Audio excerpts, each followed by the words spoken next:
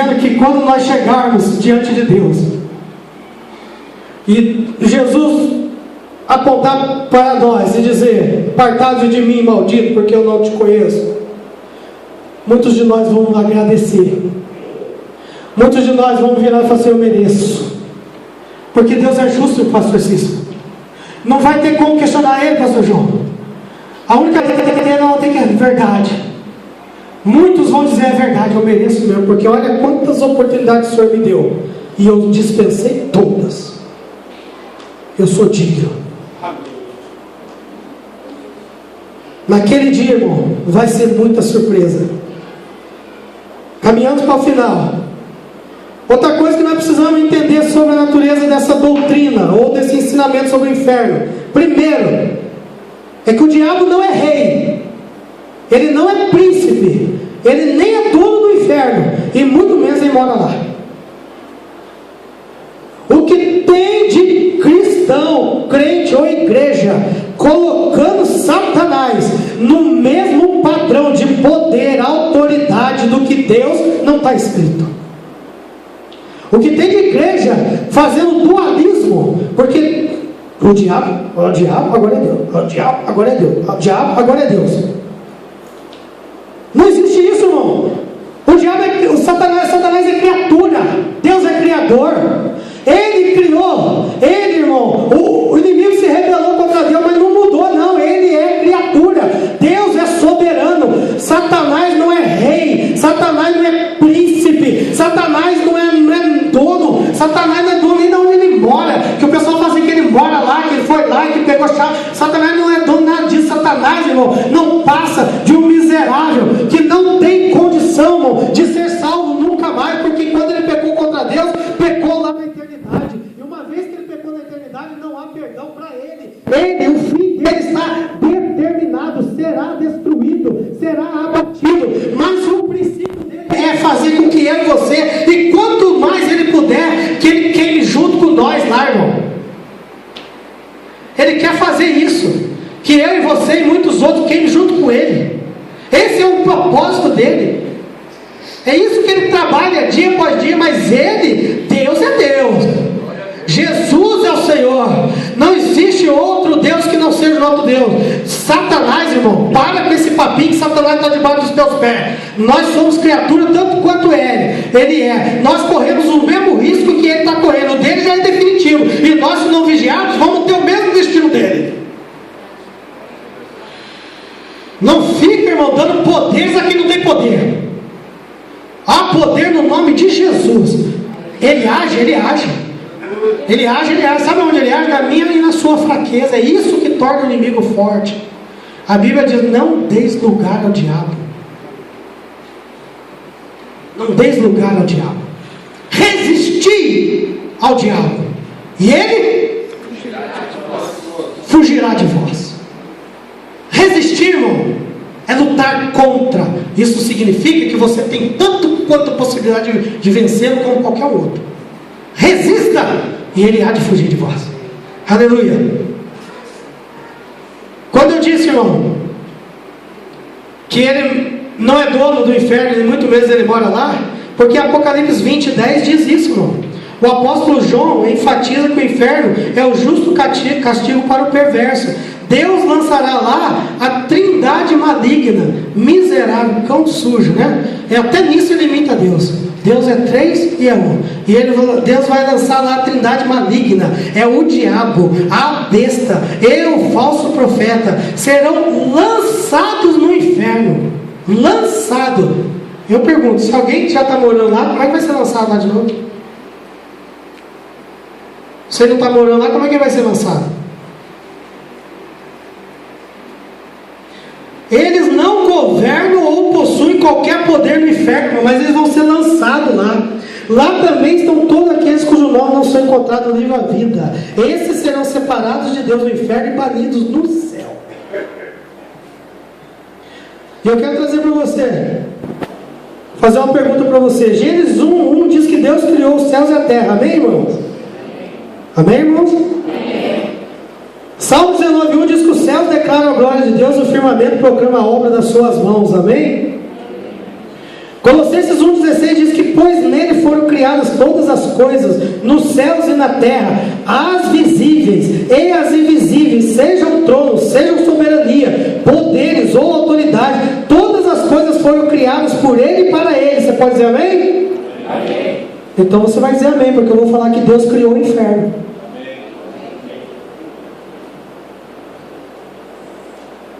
Quem poderia criar? Ele criou, irmão, porque Ele é justo, porque é da parte dEle. Ele prometeu o céu, e para quem não aceitar Ele como Salvador e não tiver confiança e não permanecer fiel a Ele, é o outro caminho. Ele criou outro lugar, irmão, é o inferno. Deus criou o inferno. Meu Deus, que dificuldade tem de falar isso, que medo tem hoje de se pregar isso. Deus criou o inferno para satisfazer a sua justiça. Qual a dificuldade de crer nisso? Oh Deus, aleluia. E por Ele ter criado o inferno, quem governa, o governador, o inferno é governado por Deus para a existência da sua glória. É Deus que governa, irmão. Deus governa, porque é Ele quem vai lançar lá. É Ele que vai lançar o diabo, a besta, o falso profeta, aqueles que não foram contados na vida. E a palavra diz lá em Mateus que Ele preparou este lugar, aonde a chama, aonde a dor, a ranger de dente, a tudo. Foi Ele que fez isso, irmão. Foi Ele que fez isso. Ele que criou para a sua glória. Ele é governado por Deus. Porque existe uma teoria que parece que o inferno está longe, meu Pedro. Não, ó, Deus está aqui, esse aqui é o céu, lá está o inferno, ó. Deus criou tudo, irmão.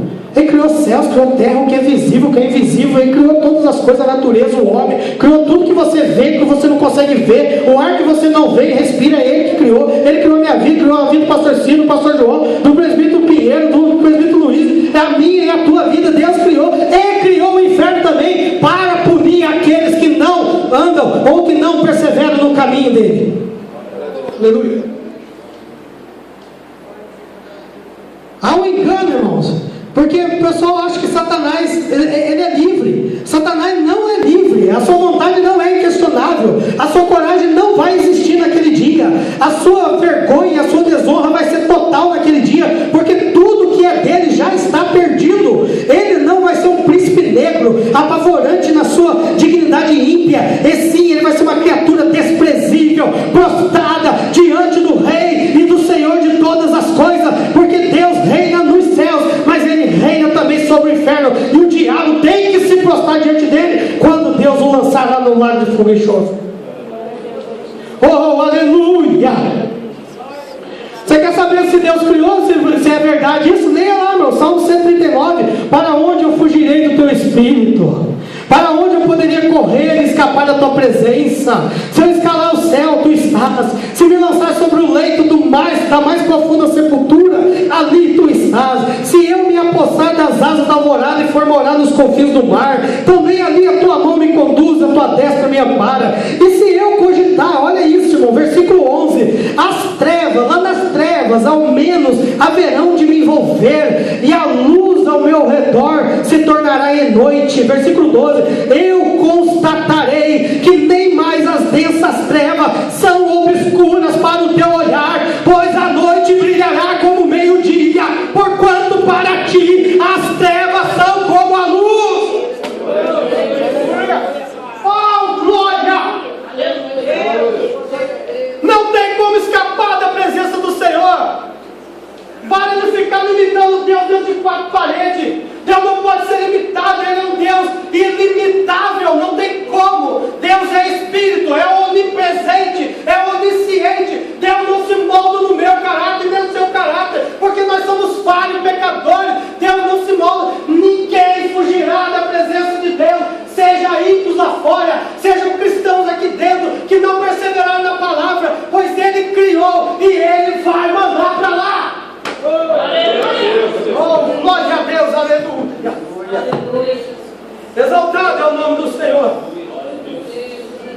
Lá em Apocalipse 11 nós vemos os anjos, mano. Os anjos falando: graças te damos, Senhor Deus Todo-Poderoso, porque assumiste o teu grande poder e passastes a reinar. E na verdade as nações se enfureceram aconteceram, mas chegou, porém, a tua ira, e um tempo determinado para serem julgados os mortos.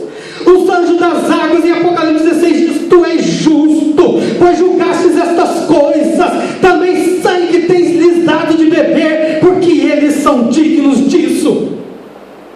Aleluia! A eternidade, irmão.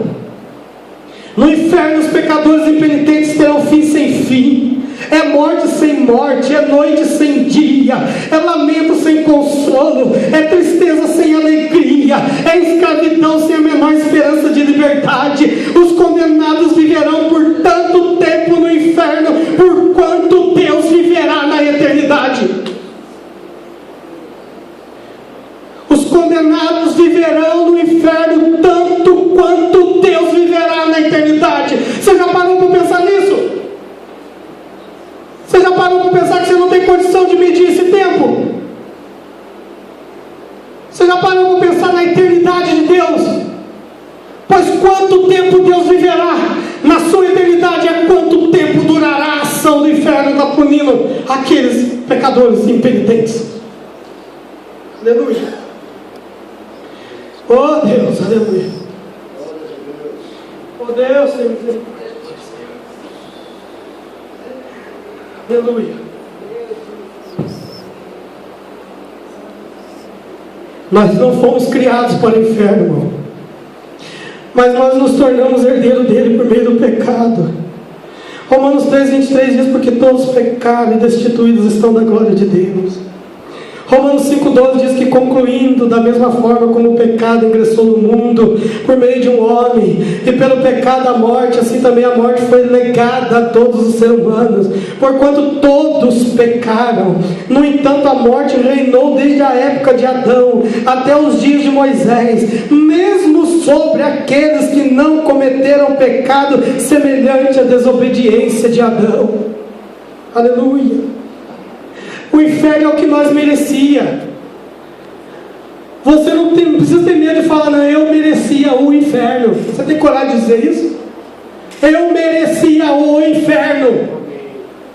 Mas eu nunca roubei, pastor Cícero, eu nunca fumei, eu nunca fiz nada de errado, eu sempre fui, sabe, desde berço, eu estou indo na igreja, eu estou indo tudo tal. Não, mas se não reconhecer Jesus Cristo como o único Salvador, que reconhecer que o seu sangue vertido na cruz é que purifica o homem de todo pecado, se não reconhecer que Ele é o único intermediador entre nós e Deus, se não reconhecer que o sacrifício dele nos justifica, irmãos, estamos fadados, seremos enviados junto com os incrédulos para sermos condenados ao inferno. Aleluia! Porque é isso que o ser humano merece após o pecado. Não tem escapatória. Por isso que a luz brilhou. Aleluia! Por isso que a luz brilhou. João, que nós lemos, irmãos. O julgamento é este, que a luz veio ao mundo, e os homens amaram mais as trevas do que a luz, porque as suas obras eram más. Mas a luz brilhou, graças a Deus, na minha vida, na vida dos obreiros que estão aqui, na sua vida que está sentado aí. Um dia a luz brilhou, e a luz te atraiu, e te livrou do império das trevas, e vos trouxe para um reino de paz, um reino de justiça, um reino de amor, um reino de paz e perdão, um reino onde Jesus Cristo reina, e Ele reinará eternamente. Aleluia! Oh, glória a Deus! Eu preciso terminar, irmãos. Eu peço 5 minutos, irmãos, de atenção. Eu estou no último tópico, irmão, mas eu preciso concluir essa mensagem com os irmãos. Aleluia! Como que eu posso me livrar do inferno? Não adianta eu vir aqui pregar sobre o inferno, que Deus fez o inferno, que Deus vai matar, que Deus vai condenar, que se a gente não andar fiel, ele vai mesmo, não tem jeito. Tá, mas como que eu posso me livrar? A pergunta é essa. Essa pergunta que possivelmente esteja aí dentro do seu coração, de alguns de vocês, ou até mesmo do mundo aí fora. Como que eu posso me livrar? Irmão, não tem segredo. A primeira atitude que você tem que ter é se arrepender.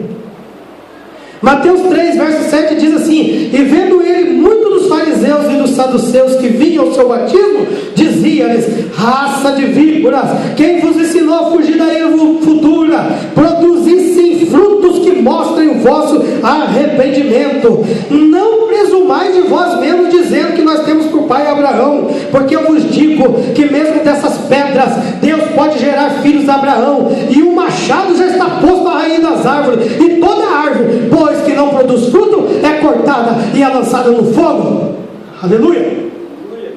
Produzi, pois, frutos de arrependimento. Arrependimento vem do grego metanoia. Metanoia é mudança de mente, é transformação de entendimento, é abandono de uma vida de pecado. A palavra de Deus diz: renovai o vosso entendimento, não vos conformeis com este mundo, mas transformai pela renovação do vosso entendimento. Arrependimento é repensar os teus pensamentos, é abandonar o pecado e não praticar mais. Não significa que você não há de pecar, mas aquele pecado que toda vez você comete, que tudo que acontece você está sempre ali pecando, irmão, tem que largar. Larga o pecadinho de estimação, larga o bichinho de estimação, aquele que você está nutrindo, que você está alimentando, dando raçãozinha, dando água, fazendo carinho, cafuné nele todo dia. Larga esse pecadinho de estimação, porque ele vai te levar para o inferno. Tem que se arrepender. A mulher adulta foi pega e quiseram apedrejar, ninguém conseguiu apedrejar. Os irmãos sabem a história. Jesus, o que ele falou para ela? Vai e não peques mais. Primeira coisa, tem que se arrepender. Salmo 32 diz: como é feliz aquele que tem as suas transgressões perdoadas e os seus pecados apagados. Como é feliz aquele a quem o Senhor não atribui culpa e em quem não há hipocrisia. Não é bom isso, irmão? Não é bom? Pode dar glória a Deus também. Isso é, aleluia. O que você quiser falar, adorar a Deus. Lucas 5 fala assim: Jesus lhe respondeu: não são os que têm saúde que precisam de médico, mas os doentes. Eu não vim te chamar justo, mas pecadores ao arrependimento. Quer se livrar do inferno? O primeiro passo é se arrepender. Segundo passo, para nós andar, processo de santificação. Nós pregamos aqui a semana passada inteira na Santa Ceia: seguir a paz com todos e a santificação, sem a qual ninguém verá o Senhor. E foi nos trazido aqui o entendimento que santificação é obra. A santificação não salva ninguém, mas a santificação, irmão, é fruto daquele que é salvo. O salvo anseia por santificação. 1 Pedro 14 diz que, como os filhos da obediência, não permitais que o mundo vos amolde nas paixões que tinhas outrora. Porém, considerando a santidade daquele que vos convocou, tornai-vos da maneira santos em vossas atitudes, porquanto está escrito: sede santos, porque eu sou santo. Aleluia. A santidade é um estado definitivo. Deixa eu tirar uma esperança do seu coração: você nunca vai ser santo. Nem eu. Nem se canonizar você. Nem se criar santo fulano de tal. Tem a santa Cidinha, né? Já tem a santa Cidinha, né? Nós nunca seremos santos. Nem se canonizar você, irmão. Você não vai ser santo. Santo só Deus. É um estado definitivo. Ninguém será santo. Mas nós podemos participar do processo de santificação. Santificação é se separar, se consagrar a Deus. A santificação não salva ninguém, mas ela é fruto daquele que foi salvo por Cristo. Eu me santifico porque eu sou salvo. Eu não me santifico para ser salvo. Eu me santifico porque eu fui salvo. Quantos foram salvos pelo Senhor? Você crê nisso? Quando você aceita Jesus, ao aceitar Jesus, eu fui santificado, justificado na cruz e salvo da condenação do pecado.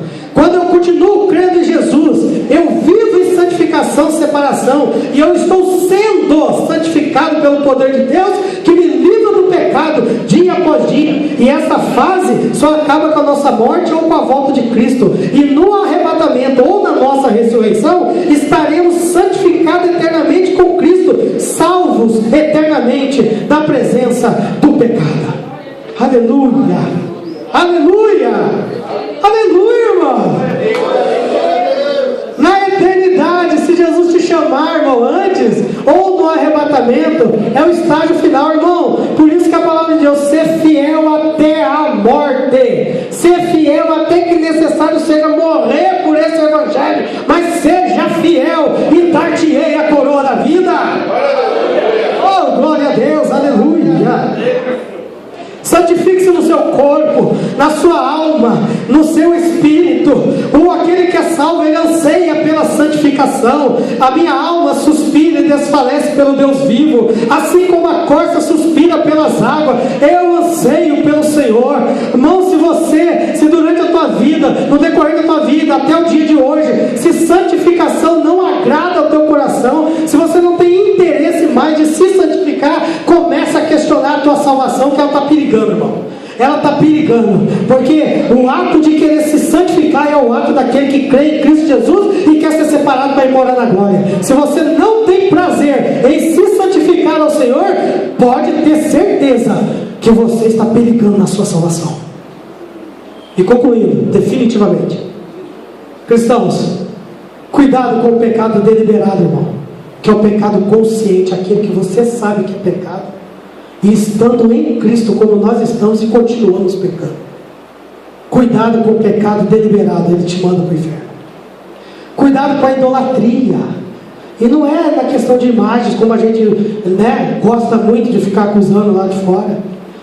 Idolatria, irmão, no sentido de substituir Deus e a sua glória por qualquer outra coisa. Cuidado com o que você está idolatrando.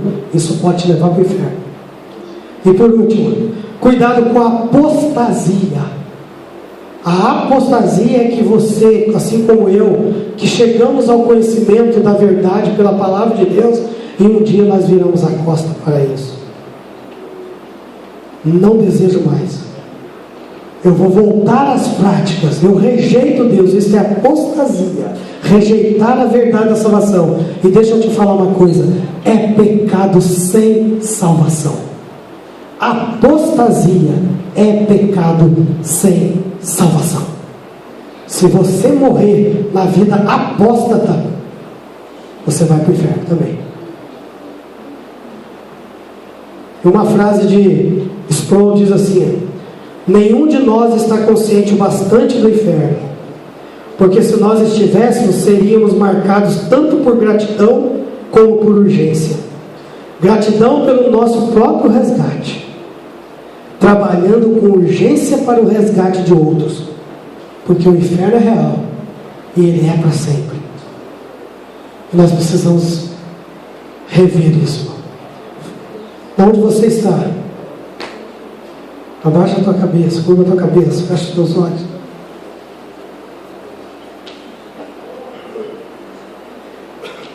Eu queria que você fizesse um momento de reflexão com Deus. A tua vida, a palavra de Deus tem incomodado a sua vida? A palavra de Deus tem incomodado a sua natureza pecaminosa? O que você pratica, a sua vida, o seu modo de viver dia após dia, deliberadamente, sem pensar em nada, naturalmente? Sabe que Deus tem te incomodado, irmão? Sabe que você tem ansiado em se santificar para Deus? Será que você tem desejado estar na presença de Deus? Será que o teu amor pelo Evangelho ainda é o primeiro amor daquele quando você foi resgatado? Daquele dia que você levantou as tuas mãos e adorou a Deus? Será que arde aquela mesma chama ainda, irmão? Irmão, é o momento de você colocar a mão na consciência e pensar: irmãos, será que o meu caminho hoje, se Jesus voltasse hoje, será que o meu coração está preparado? Será que eu estou vivendo em santificação? Será que hoje, se Jesus voltar, eu vou com Ele ou eu vou para o inferno? Muitos estão brincando, muitos estão levando isso, não estão levando a sério, estão vivendo um evangelho de facilidade. O Evangelho de Cristo não é de facilidade, é de renúncia, de negação, é de abrir mão, é de sacrifício, é de sofrimento. Oh, irmão, coloca na tua mente nesta noite: será que se Jesus vier hoje, você sobe com Deus? Será que eu subo com Deus hoje? Oh Deus, tem misericórdia na nossa vida, Pai. Oh Deus amado, nós reconhecemos que Tu és soberano sobre todas as coisas. Nós reconhecemos que Tu és um Deus que criou todas as coisas. Nós reconhecemos, ó Pai, que para a Tua justiça, para a manifestação da Tua justiça, até o inferno, ó Pai, aleluia, glorifica o Teu nome. Até o inferno, Senhor, aleluia, é justo, ó Pai, para a condenação condenação daqueles que não te amam, daqueles que não perseveram no teu caminho. Então aqui nesta noite, ó Pai, eu coloco a minha vida nas tuas mãos. Pai, a tua igreja está aqui, ó Pai, de cabeça encurvada, repensando os seus pensamentos, ó Pai. Deus amado, revendo os seus conceitos. Deus, tem misericórdia de nós, ó Pai. Ó Deus amado, e, ó Pai, afirma os nossos pés, ó Pai. Ó Deus, nos levanta nesta noite, ó Deus. Tira no Senhor o peso, ó Pai, dessa condenação que já estava sobre as nossas vidas, ó Pai. Mas que na cruz nós fomos resgatados, mas que muitas vezes no decorrer da nossa caminhada nós colocamos de novo esse peso sobre as nossas costas, quando nós praticamos o nosso pecado sem nos lembrarmos, ó Pai, ultrajando o teu sacrifício, desrespeitando, ó Pai, o teu sacrifício na cruz do Calvário. Deus, tem misericórdia de nós. Pai, salva-nos, ó Deus, pela imensa graça do Senhor. Salva a nossa família, salva os nossos filhos, ó Pai. Deus amado, salva, Senhor, aleluia. Ó Pai, os nossos familiares, seja onde estiverem. Pai, prepara uma oportunidade para cada um aqui, Deus, falar do teu amor, falar dessa verdade, Senhor, aos familiares, aos amigos, no trabalho, seja onde for, que Tu és um Deus de amor, que Tu és um Deus de paz, um Deus de longanimidade, mas Tu és um Deus santo e justo, que pune com a mesma proporção que ama, com a mesma proporção, ó Pai, aleluia, da Tua bondade. O Senhor também julga aqueles que não Te buscam, ó Pai. Deus, tem misericórdia de nós, ó Pai, que nesta igreja, que neste púlpito e que na vida dos irmãos dessa igreja, ó Pai, sempre haja, ó Pai, a consciência, Deus, que nós estamos caminhando, ó Pai, que nós precisamos nos cuidar, porque é eminente. O Senhor nos prometeu o céu, mas se nós não vigiarmos, ó Pai, eu digo do inferno, nós temos certeza, ó Pai. Então nos ajuda a livrar-nos, ó Deus, desse perigo eminente, para a glória do Teu nome. Assim oramos e Te pedimos. Amém e amém. Irmãos, eu peço perdão pelo horário, irmão, mas precisava concluir essa mensagem. Deus abençoe a todos. Volta a palavra que é de direito.